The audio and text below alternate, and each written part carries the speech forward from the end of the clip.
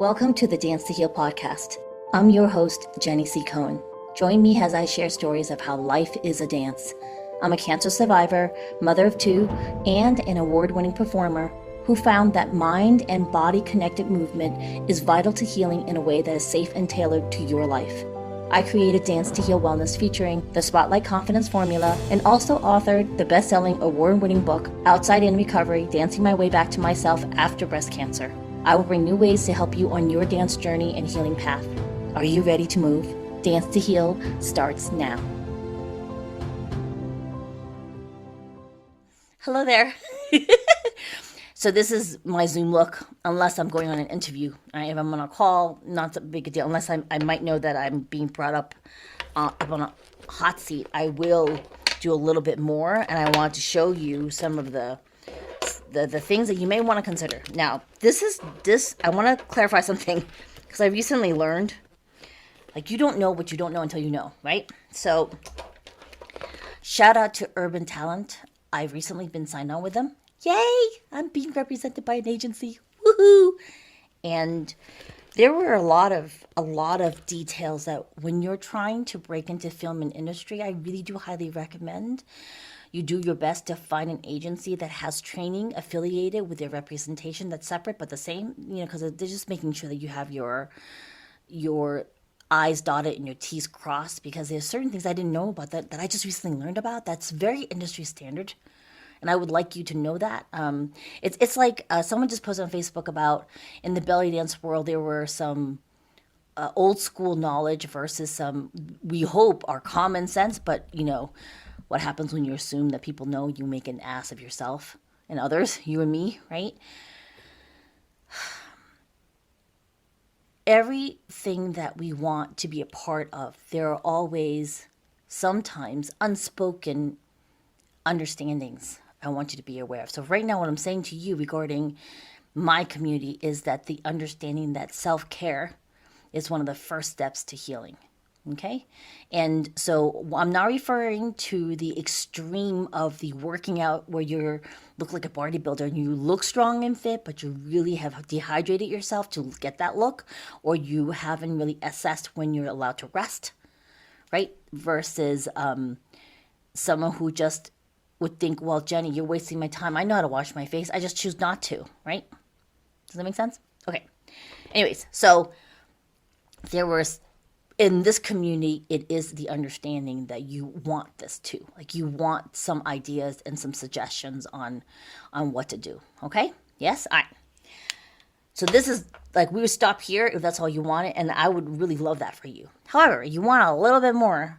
This is not necessarily, though, if you were to do things like auditions or do like a casting call, right? That's where I'm going to refer you to agencies like Urban Talent, because they have different looks and different policies.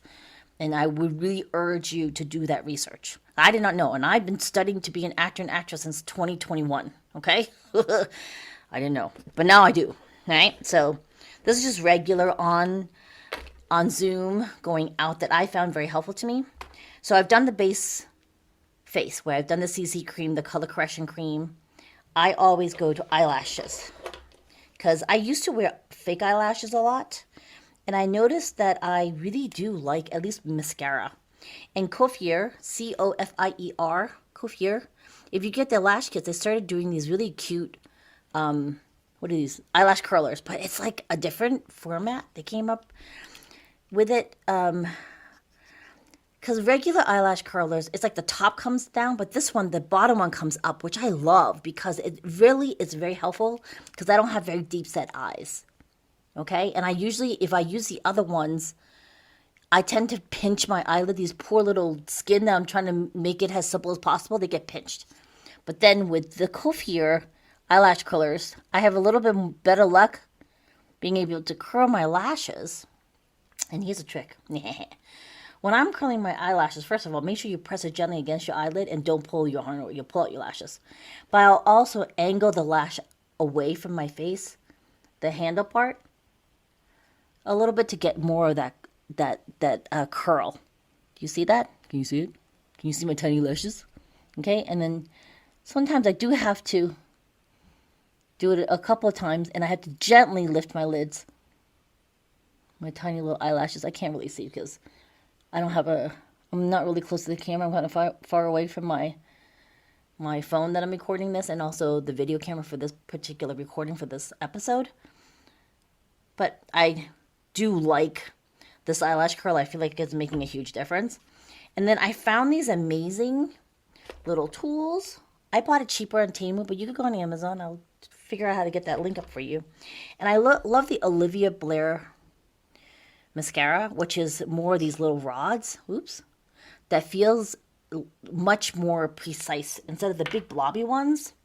And when I use this tool, I've noticed that it's much more efficient in applying mascara.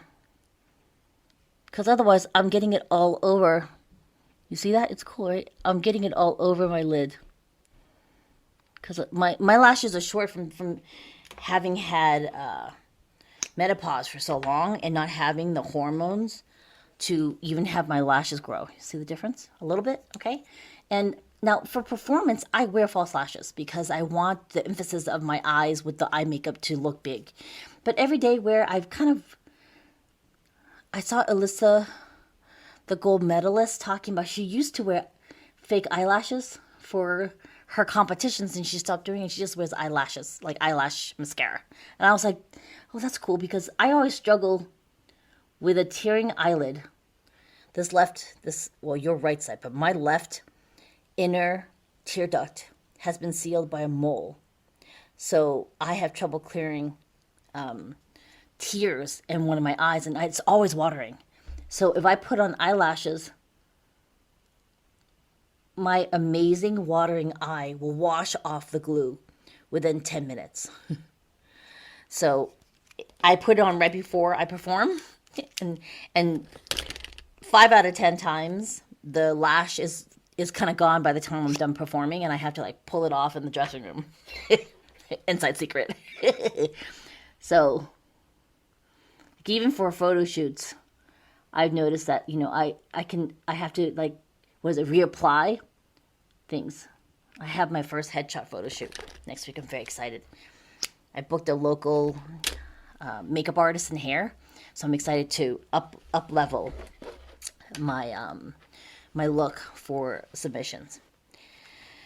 So after you've done the eyelashes, I always go right to eyebrows, and you think, oh well, why would you need to do eyebrows? So my eyebrows are thinning a little bit, and I've noticed that I'd like to give it a little bit of definition. Now, I do very light eyebrows when I'm regularly just going about my day and I'm not on the stage.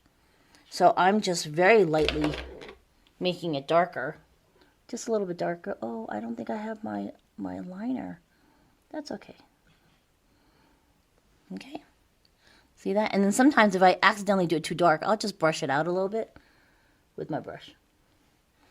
So it's just more the emphasis. It's very similar to what I call the the window drape to your eyes. You want a little bit of definition in your eyebrows. You don't have to do any of this, by the way. I'm just sharing with you what I do. Now I've noticed that I like the look of a little bit of white underneath my eyes to make it look like my eyeballs extend down a little bit more. Okay, that's just my own preference. You don't have to do this.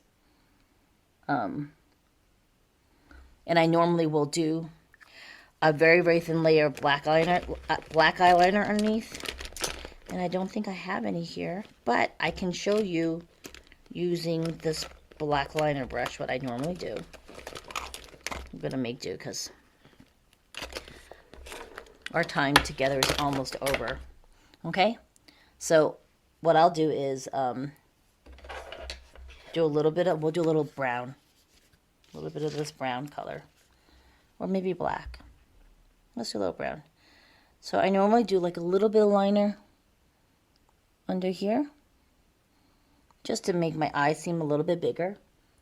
If I want that appearance. Underneath the white liner. See? And then I also, even though I won't be doing this for the photo shoot, okay, I do extend my eyes out a little bit on the edges, But I won't be doing that for the photo shoot for my commercials and my film auditions. Right? They don't want this. They want another type of look. But I'm not doing that right now. We're not doing an audition. We're just doing a little liner in preparation for when I'm online. Okay? Now you think I'm pretty done, right? I am. And then I use the CoverGirl and Olay Simply Ageless. What is it? The foundation. Okay, then this also has another sunscreen SPF of 28 on top of it. When we're aging, we can't get enough. Like, you really do need to make sure that you have enough SPF. And because I already have that CC cream, I could stop. But I also, if I want a little bit more of a polish and less shine on the screen, I'll do a little bit of it. And there's one more layer I'm going to show you. But I'm being pretty forthright and honest about the layers that I do, right? And then once we have these set all set, very amused by this. There's one more thing that I will do after I show you what I do with my eye color. Now I just finished my, well, not just finished, but I signed on with Aaliyah Jenny, who does elemental typing, and she's been really helping me with colored for clothing patterns and even makeup and jewelry. And those of you who know me in the past, I used to be very drawn to rose gold, and it's actually one of the colors that does not highlight me to my best look. And all of my present glasses are more silver. My jewelry's like white gold. My watch is silver, right? And it's been able to, I felt a big difference in lighting up my face. Because the goal is that people remember you, not what you're wearing, per se, right? All right, so these days, I go with a slightly different shade that I feel has been very complimentary to me, because I'm an earth according to Amy Janice's color system. And I do like this particular look.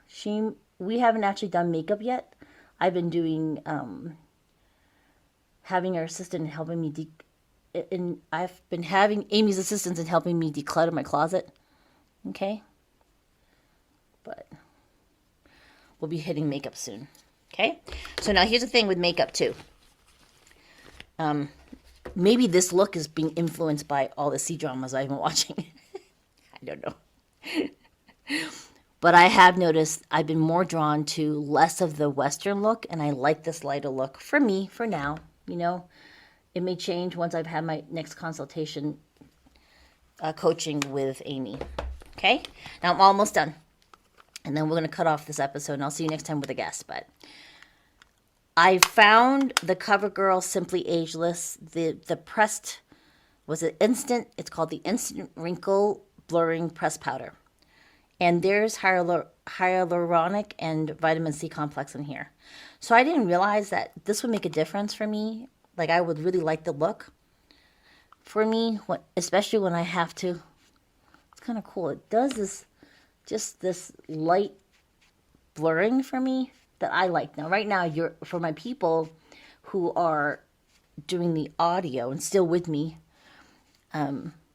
I'm on the YouTube video without any filter on, so people are getting a really clear look at what it looks like before and after as I'm applying it. And you may or may not want to try this. I just hate sometimes that I can't get an idea of what the thing's going to look like on me, right? So I'm once I find something that works, I'm super resistant to doing anything else. I kind of get addicted or adjusted to one particular way of doing things. Okay? But it also helps me habit stack and keeps me focused. All right, so this is pretty much the look, and then we're going to put on my glasses. And ta-ta! This is what you will see. Now we're going to go back to the touch-up appearance for the Zoom filter. You see that? So this is what I present on the call, and this is the low touch-up, so they can see my audio people. I have the touch-up appearance on low versus now turn up full, and it does blend out my facial features a little bit. And then usually for me, I wear my hair up, but I also do for my interviews, I always have a brush. You're really getting behind the scenes look. Where my hair is usually down, and mostly because it's wavy, right? I do have a recommended hairstyle from Amy Janice's Elements that's been very helpful for me when I travel to events and I am in my colors. It doesn't matter if my hair is up or down, even though it's mostly usually a form of simple shape, so people are really seeing my face and they remember me no matter if I'm in speaker, MC, or volunteer or attendee status.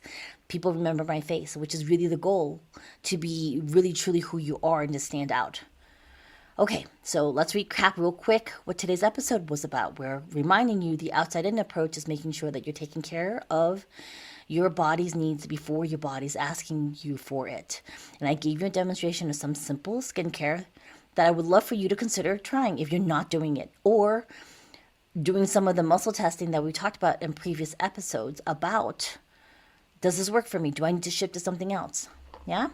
All right, so on that note, go to movetobloom.com, move, movetobloom.com for your subsidized, meaning it's free, ticket to the monthly masterclass. Okay, now we'll see you next time. Bye-bye. Thanks for listening to the Dance to Heal podcast with Jenny C. Cohen. Come back next time to hear stories of inspiring triumph and learn more ways that you can heal yourself. To work with me and continue your journey, visit danceandheal.com. Are you ready to move?